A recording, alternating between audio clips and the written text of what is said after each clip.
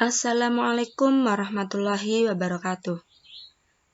Kami dari kelompok 6, kelas 6D, mata kuliah Audit Manajemen, akan menjelaskan tentang audit produksi dan operasi. Sebelum melanjutkan ke materi, perkenalkan anggota kelompok 6 yang terdiri dari 1. Arina Zulfa Oktaviani, NIM 2019-12-118. 2. Aulia Ziyadatul Ilmi, NIM 2019-12-144. 3. Farida Rahmawati, NIM 2019-12-151. 4. Alvina Damayanti, NIM 2019-12-164.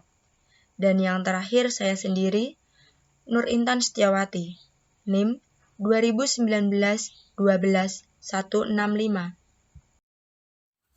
Pengertian audit produksi dan operasi.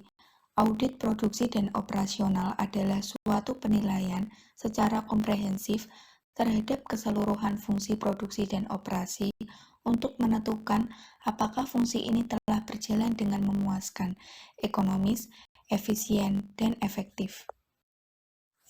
Audit ini dilakukan tidak hanya terbatas pada unit produksi, tetapi juga berlaku untuk keseluruhan proses produksi dan operasi. Audit ini juga berperan melengkapi fungsi pengendalian kualitas.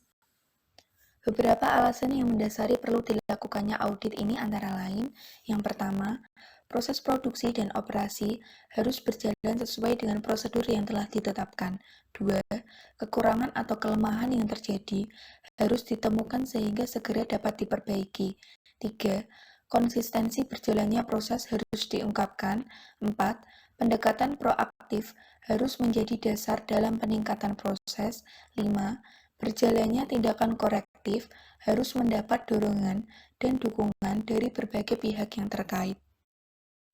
Beberapa prinsip umum yang memberikan panduan terhadap pelaksanaan audit ini dapat dijadikan pedoman oleh auditor dalam menjalankan tugas profesionalnya. Prinsip-prinsip tersebut antara lain sebagai berikut. 1.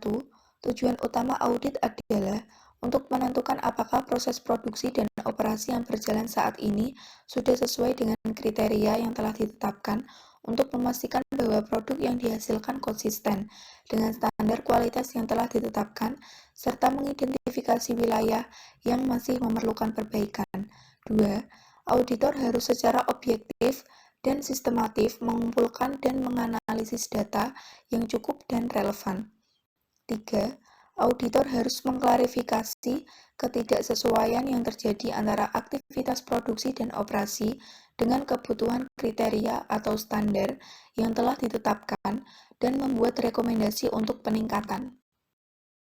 Tujuan yang ingin dicapai melalui pelaksanaan audit ini adalah yang pertama, apakah produk yang dihasilkan telah mencerminkan kebutuhan pelanggan atau pasar?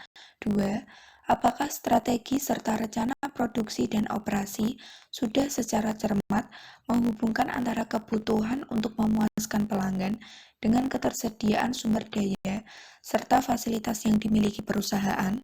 3. Apakah strategi, rencana produksi, dan operasi telah mempertimbangkan kelemahan-kelemahan internal, ancaman lingkungan eksternal, serta peluang yang dimiliki perusahaan? 4. Apakah proses transformasi telah berjalan secara efektif dan efisien? 5. Apakah penempatan fasilitas produksi dan operasi telah mendukung berjalannya proses secara ekonomis, efektif, dan efisien? 6.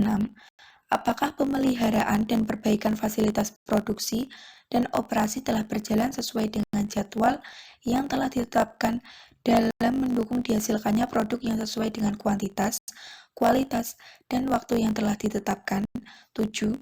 Apakah setiap bagian yang terlibat dalam proses produksi dan operasi telah melaksanakan aktivitasnya sesuai dengan ketentuan serta aturan yang telah ditetapkan perusahaan?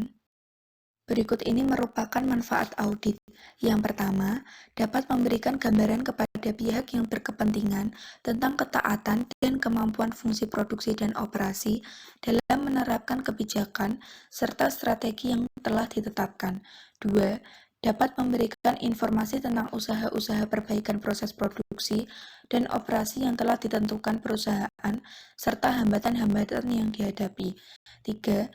Dapat menentukan area permasalahan yang masih dihadapi dalam mencapai tujuan produksi dan operasi, serta tujuan perusahaan secara keseluruhan. 4.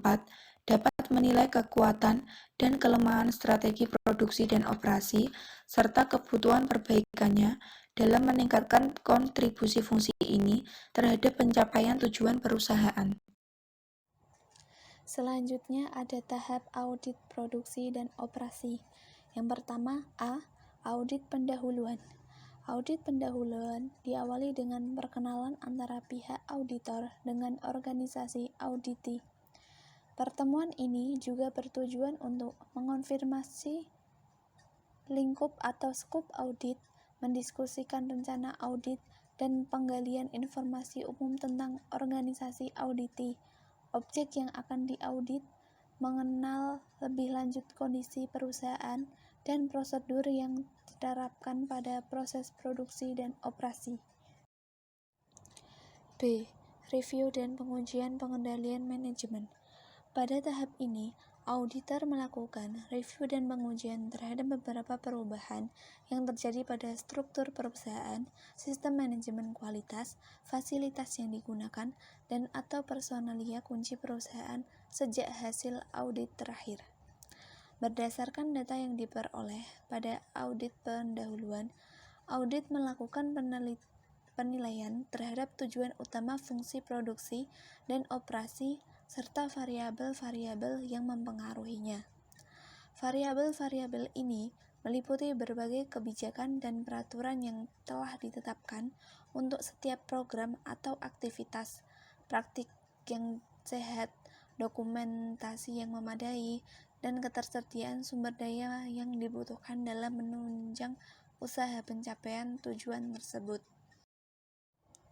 C. Audit lanjutan atau terperinci. Pada tahap ini, auditor melakukan audit yang lebih dalam dan pengembangan temuan terhadap fasilitas, prosedur, catatan-catatan atau dokumen yang berkaitan dengan produksi dan operasi.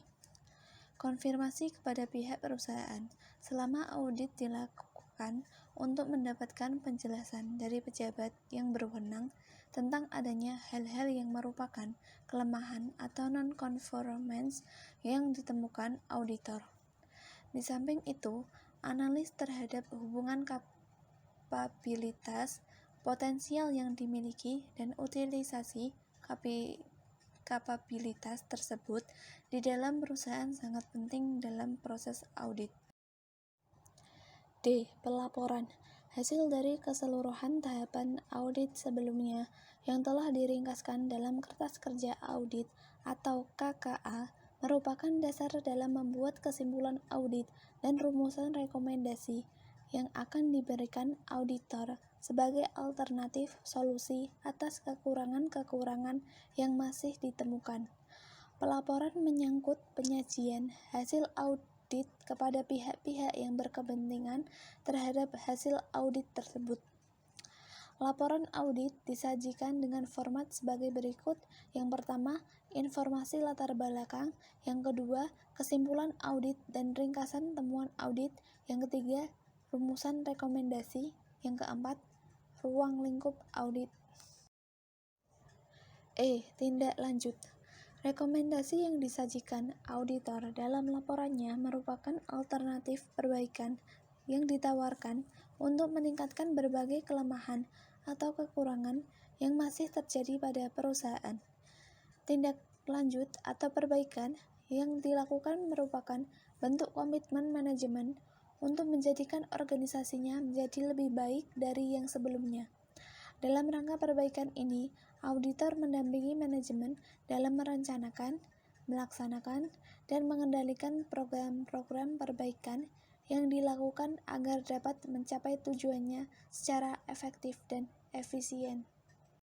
Ruang lingkup audit produksi dan operasi meliputi keseluruhan dari program atau aktivitas yang dikelola pada fungsi ini yang merupakan bagian dari wewenang dan tanggung jawab untuk mendukung pencapaian tujuan perusahaan. Secara keseluruhan, ruang lingkup audit produksi dan operasi meliputi 1. Rencana produksi dan operasi, 2. Produktivitas dan peningkatan nilai tambah, 3. Pengendalian produksi dan operasi. Rencana produksi dan operasi. Rencana produksi dan operasi mengakomodasi rencana fungsi-fungsi bisnis lain yang merupakan penjabaran dari rencana pencapaian tujuan perusahaan secara keseluruhan. Kondisi internal mencerminkan kekuatan dan kelemahan yang terjadi pada perusahaan yang akan mempengaruhi strategi dalam mengelola peluang-peluang dan pencapaian tujuan perusahaan. Rencana induk harus mencerminkan optimalisasi penggunaan sumber daya perusahaan dan mencegah semaksimal mungkin terjadinya kapasitas menganggur.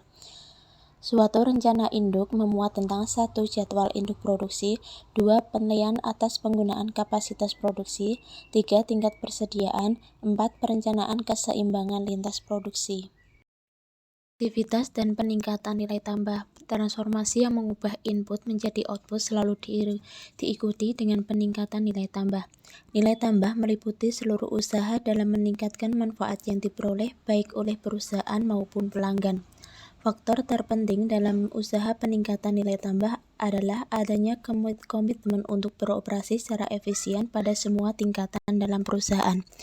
Lean Production, suatu metode produk samping yang dikembangkan oleh produsen yang menggunakan fokus berulang dalam rancangan prosesnya mampu secara signifikan memberikan keuntungan bagi perusahaan yang menerapkannya.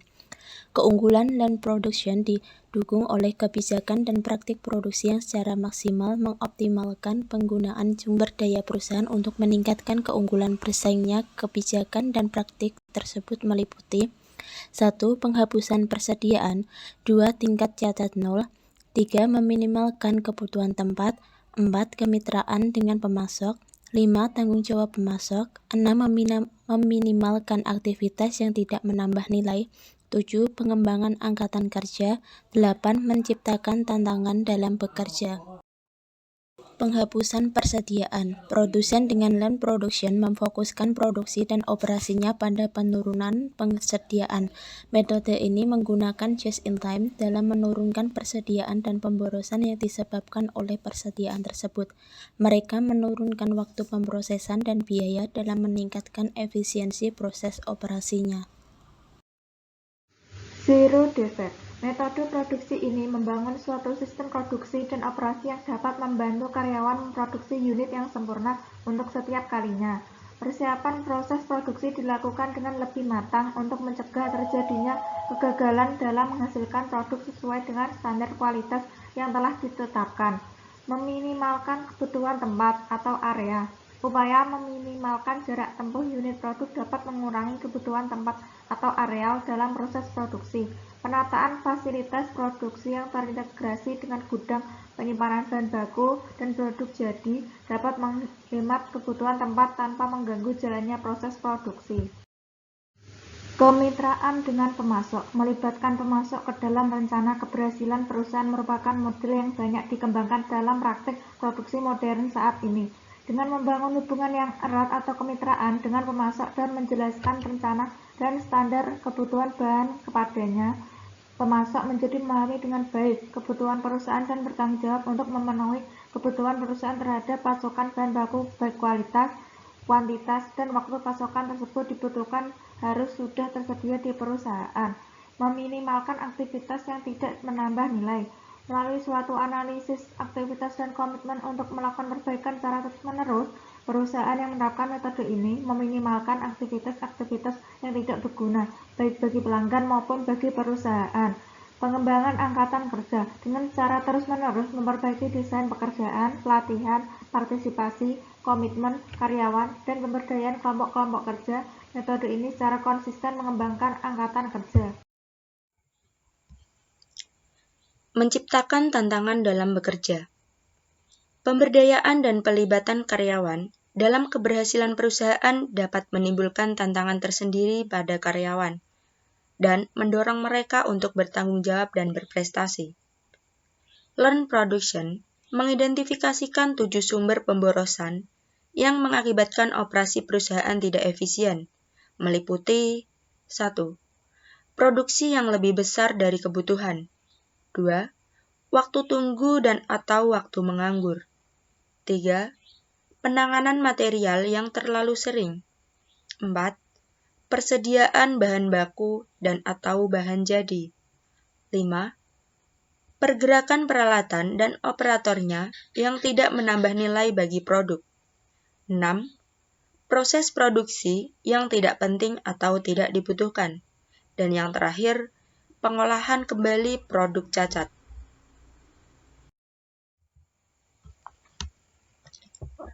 Memaksimalkan tingkat pelayanan. Pengendalian harus menjamin bahwa pelayanan telah diberikan secara tepat. Elemen-elemen yang harus mendapat perhatian khusus adalah seperti kualitas produk, ketersediaan produk, harga yang kompetitif, penyediaan untuk stok pengaman, dan penyerahan yang tepat waktu. Selanjutnya, meminimalkan investasi pada persediaan. Pengendalian harus mampu memandu seluruh aktivitas utama dan aktivitas pendukung manufaktur ke dalam suatu proses yang terintegrasi, sehingga sesuai dengan rencana dan jadwal yang telah ditentukan. Pengendalian yang baik akan mencapai arus produksi yang mulus dengan persediaan yang minimum dan waktu tunggu yang pendek. Yang terakhir adalah efisiensi produksi dan operasi. Efisiensi produksi dan operasi adalah sesuatu yang mutlak dan harus menjadi budaya kerja pada setiap bagian yang terlibat dalam proses produksi dan operasi. Dalam hal ini, pengendalian harus semaksimal mungkin mampu menekan pemborosan yang terjadi. Pengendalian produksi dan operasi meliputi hal-hal sebagai berikut. 1. Pengendalian bahan baku. Pengendalian bahan baku bertujuan untuk memastikan bahwa bahan baku yang diolah dalam proses produksi telah sesuai dengan kebutuhan standar kualitas produk yang dihasilkan perusahaan. 2. Pengendalian peralatan dan fasilitas produksi. Pengendalian peralatan dan fasilitas produksi bertujuan untuk memastikan bahwa semua peralatan dan fasilitas produksi ada dalam keadaan siap untuk melaksanakan proses produksi sesuai dengan ketentuan penggunaannya. 3. Pengendalian transformasi. Fungsi transformasi mengolah input menjadi output sesuai dengan standar yang telah ditetapkan. Pengendalian transformasi memegang peranan penting untuk memastikan bahwa proses pengolahan ini berjalan sesuai dengan kebutuhan proses yang efektif dan efisien. Yang keempat, pengendalian kualitas. Setiap bagian atau fungsi yang terlibat, mulai dari persiapan sampai dengan proses operasional perusahaan, memiliki tanggung jawab secara proporsional terhadap kualitas produk dan kemampuannya dalam memenuhi harapan pelanggan. Dan yang terakhir, pengendalian barang jadi. Pengendalian barang jadi merupakan pengendalian yang dilakukan terhadap pengelolaan barang setelah selesai diproduksi. Pengendalian ini bertujuan untuk memastikan bahwa penanganan barang setelah produksi berjalan sesuai dengan prosedur, sehingga tidak terjadi kerusakan barang dalam proses penyimpanan atau pendistribusiannya.